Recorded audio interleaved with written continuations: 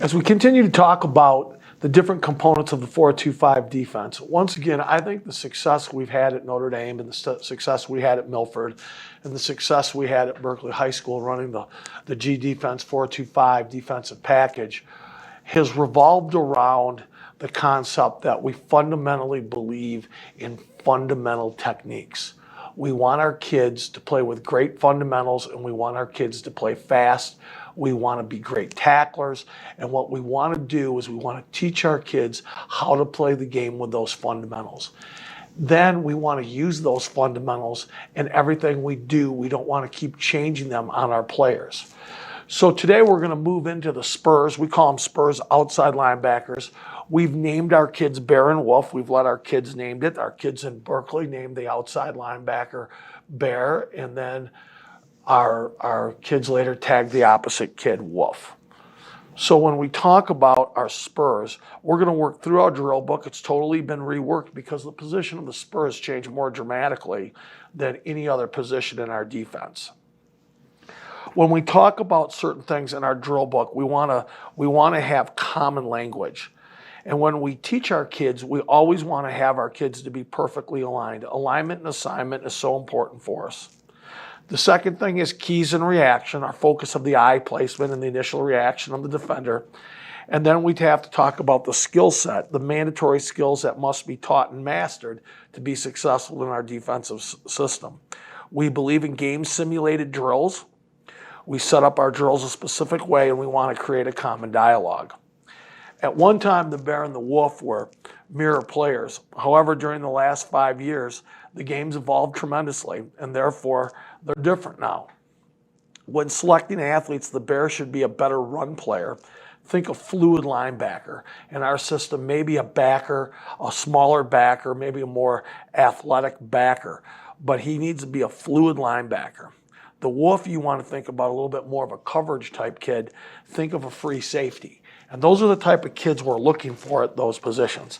We talked a long time about the different coverages we checked to and the things we did, and we'll get into that more. But when we talk about our Spurs, our alignments are different for each of them. And included into the drill book is the alignments for all of our Spurs. Now, I'm going to go through a lot of those today, but there also will be included in the system for you to reference back to. So let's talk about Spurs alignment in 10 and 11 personnel one-back sets. If we're seeing a spread set, meaning there's a tight end, our alignment is we're going to be 4 and 4 off the end man on the line of scrimmage. We can bluff and work the diagonal, but that's where our field spur or our Bear will align. Our boundary spur will line up directly over number 2 from 5 to 8 yards, depending upon his technique. If we are seeing a team that's in 10 personnel and they're detached on both sides, we will pull the Bear out over number 2 at 2 to 2.5 yards, and we put him head up number 2. We used to play him more inside, but the bubble screens hurt us, so we had to make the adjustment. And we are the same on the back side. If we are looking at 10 and 11 personnel, and we have a 3-by-1 formation, and they're detached, we want to align and show this poached alignment where the Wolf is now moved over the tackle at 8 yards. Now, if he has to move his alignment to cover number 3 vertically, he has the freedom to do that. If we are in a position where they're in 11 personnel and the tight end is in the boundary, we will take our spur and we will put him at 4 yards depth and 1 yard outside the tight end. And he will play him man. If the tight end blocks down, he comes to support like crack and replace. Over here, we are getting 3-by-1 into the boundary. What we're going to do is we'll make a crazy Ivan call, which takes us from 51 to 15. We'll spin our spur down, and he'll play head up over number 2. And our weak side, our field side spur, will work into a field poach alignment, which is a little bit wider and a little bit deeper than our Wolf plays to take up space, but still allows him to handle number 3 vertical. And if we get an empty set, we will move into Vern. Our bear is a funnel player over number 2 because the corner is manned on number 1 as we play man on the widest and we play cover 2. We play cover 2 over the rest of the 10. Our spur would align at 12 yards outside the hash when we're in that look. Now, sometimes we'll get 3x1. We'll get 3x1 to the field in a closed edge. By rule, our wolf should poach number 3. Our wolf should poach number 3, and our corner should be manned on the tight end. But we would prefer our corner to be the poach player and to have our spur in a position if that tight end blocks down to come up and support because he's a more physical player than the corner. We call that corner poach. If they come out and give us 2 in the backfield, we are playing old traditional G defense where our spur both spurs will be mirror players now prowling the diagonal of a 4x4 box. Versus twins, we'll pull that spur out and we'll put them over the top of number 2. We'll put them over the top of number 2 at 2 yards. Our bear will be in a 4x1 stack and read support with our corner.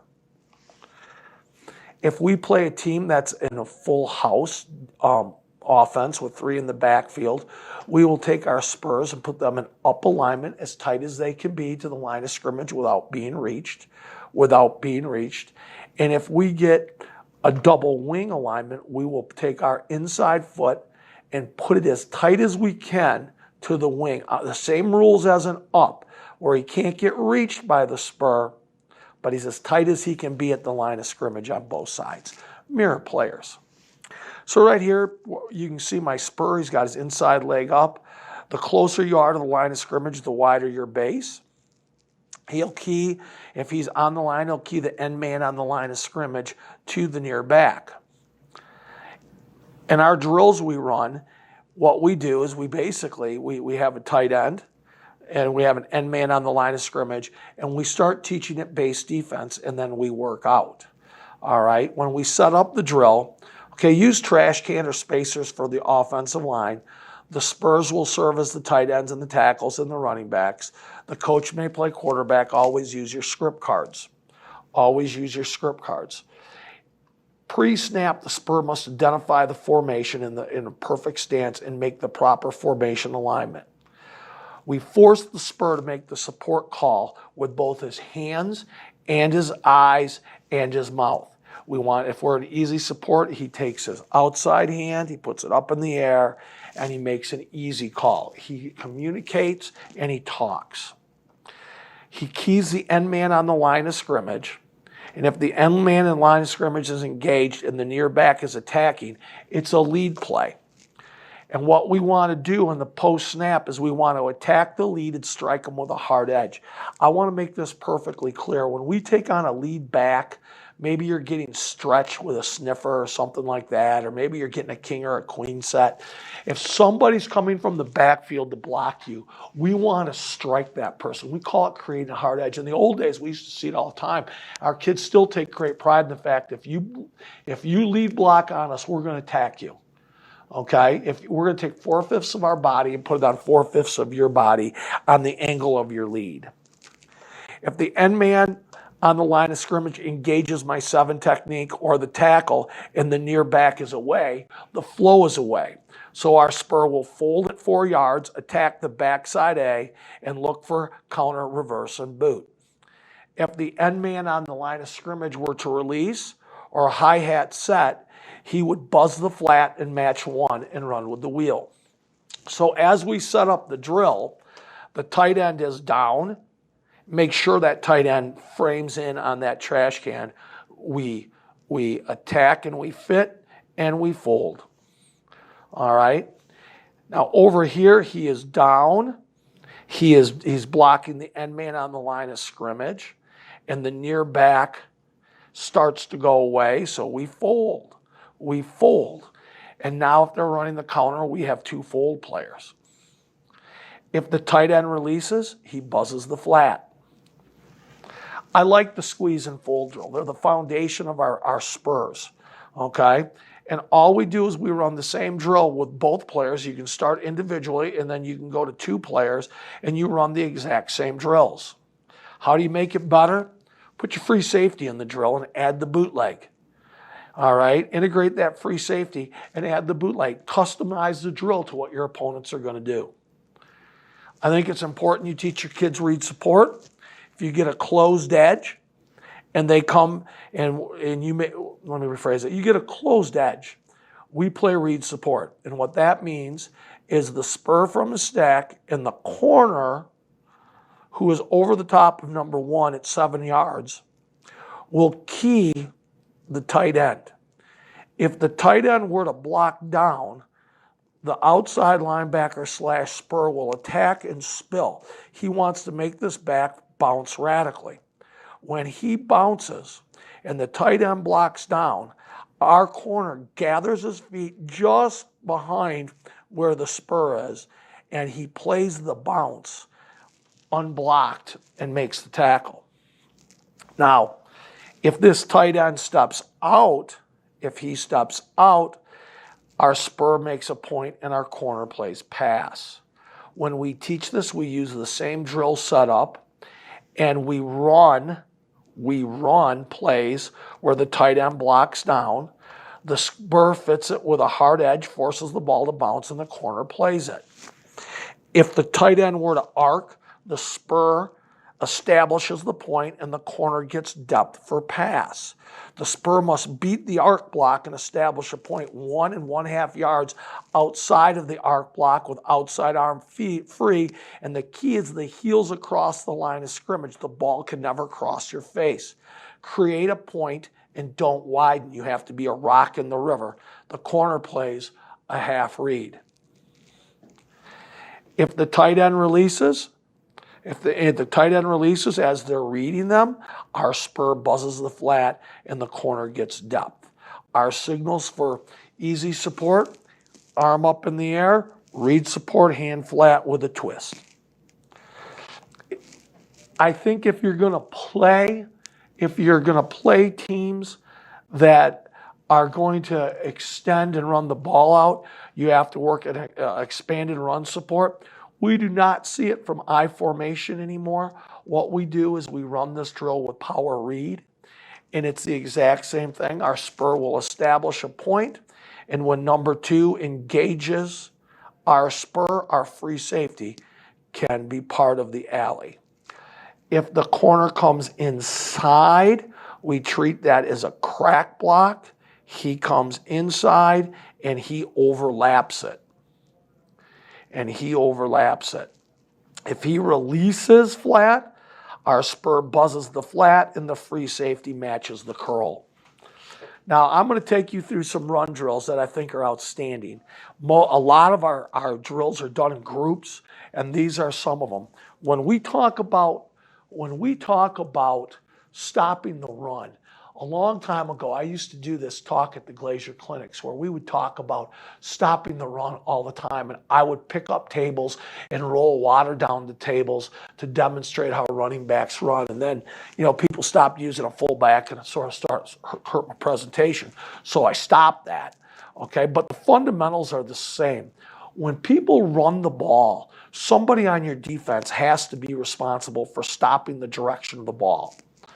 That'll force the ball to bounce or move, all right? We call that a cut.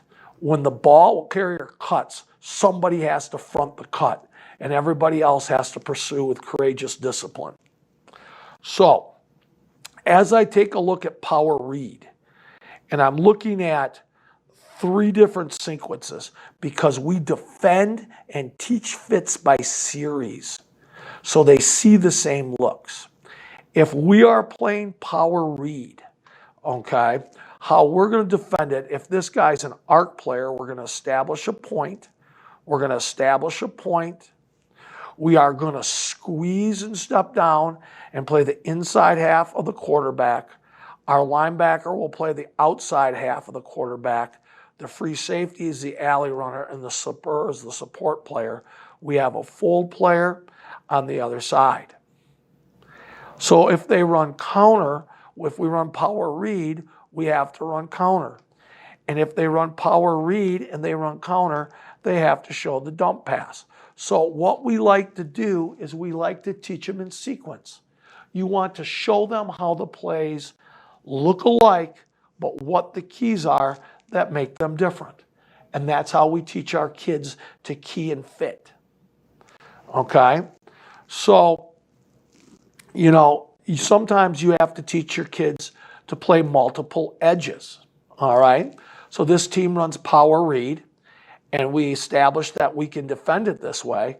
And all of a sudden, they take number 2, and instead of arc blocking, they crack him on my backer.